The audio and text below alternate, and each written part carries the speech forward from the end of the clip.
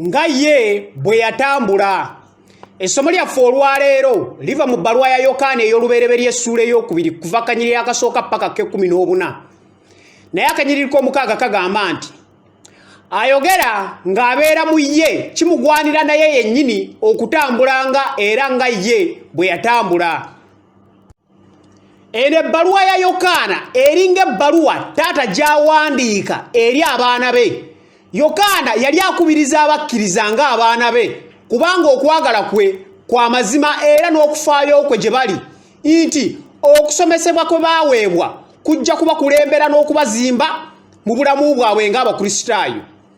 Bwe tuba ffe Abakristaayo twefuula okumanya Kristo, tukakase nti tumumanyi ye mu ngeri y'emu nga Bayibuli bw'etugamba. Ekisooka okumutegeera, era ku kino kwe tutegeerera nga tumutegedde bwe tukwata ebiragiro bye. Ebbaluwa ya Yokaana ey'olubereberye essuula ey'okubiri akanyiriri k'okusatu bwe tugamba. Okutegeera Yesu Kristo kwe kumumanya ye mu buntu nga Mukama waffe era ng'omununuzi waffe. Kitegeeza okumukkiriza ye mu bulamu bwaffe. Bwe tukkiriza Yesu Kristo nga ssaddaaka ku musaalaba n'okufa kwe mu kifo kyaffe tulyoke tusonyiyibwe ebibi byaffe era n'okuba n'obulamu obutaggwaawo mu ye. Awo tufuuka abaana be n'Omwoyo Omutukuvu ali mu ffe. N'olwekyo kyetaagisibwa okukulembebwa Mwoyo Mutukuvu, kubanga bonna abaakulemberwa Omwoyo gwa Katonda abo be baana ba Katonda. Abaruumi essuula ey'omunaana akanyiriri k'14 bwe tugamba. Era tuyina ekigambo kya Katonda okutuwabula. Okwongera okutegeera Yesu Kristo kwe kusoma n'okufumiitiriza eri ekigambo kye okutuwabula n'okubissa mu nkola mu bulamu bwaffe. Ebbaluwa ya Yakobo essuula esooka akanyiriri k'25 kagamba nti naye atunula mu mateeka amatuukirivu ag'eddembe n'anyiikiriramu nga si muwulize eyeerabira naye mukozi akola, oyo anaaweebwanga omukisa mu kukola kwe. Ekyokubiri, okubeera mu ye. Ayogera ngu abeera mu ye kimugwanira naye yennyini okutambulanga era nga ye bwe yatambula. Ebbaluwa ya Yokaana ey'olubereberye essuula ey'okubiri akanyiriri k'omukaaga bwe katugamba. Waliwo ebyokulabirako bingi ebya Yesu Kristo bye tusoma okutegeera engeri gye yatambulamu.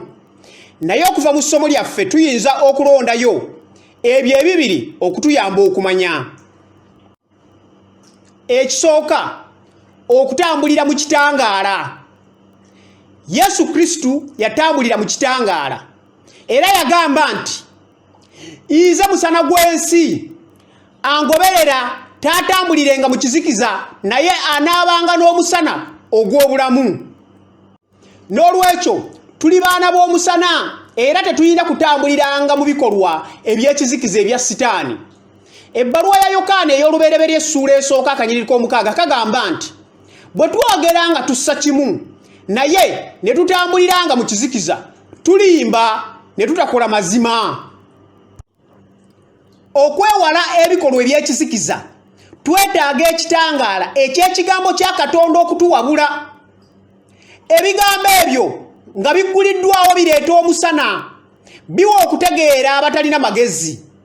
Zabuli essuula ya 119 akanyiriri ka 13 bwe kagamba. Ekigambo kya Katonda gwe musana gwaffe okutambulira mu kkubo eggolokofu ery'obulamu. Ekyokubiri, okutambuliranga mu kwagala. Yesu Kristo yatambuliranga mu kwagala. Okubikkulira essuula esooka akanyiriri k'okutaano kagamba nti atwagala era eyatusumulula mu bibi byaffe olw'omusaayi gwe. Yesu Kristo yatwagala nnyo n'okuwaayo ne yeewaayo okufiira ku musaalaba ku lwaffe. Yatulaga ekyokulabirako eky'amaanyi nti yawaayo obulamu bwe ku lwaffe. Yesu bwe yali ng'ayogera n'abayigirizwa be mu Yokaana essula ya 15 akanyiri k'omwenda yagamba nti nga kitange bwe yanjagala nange mbagadde mmwe mubeerenga mu kwagala kwange. N'olwekyo twerimba bwe tugamba nti tutambulira mu kitangala n'okwagala wabula nga tulina obukyayi eri abooluganda mu Kristo.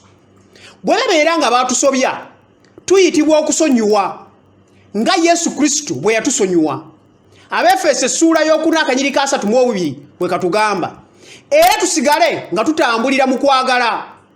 Yokaana essula y'okubiri akanyiri ke-10 kagamba nti ayagala muganda we abeera mu musana era tewali kimwesittaza.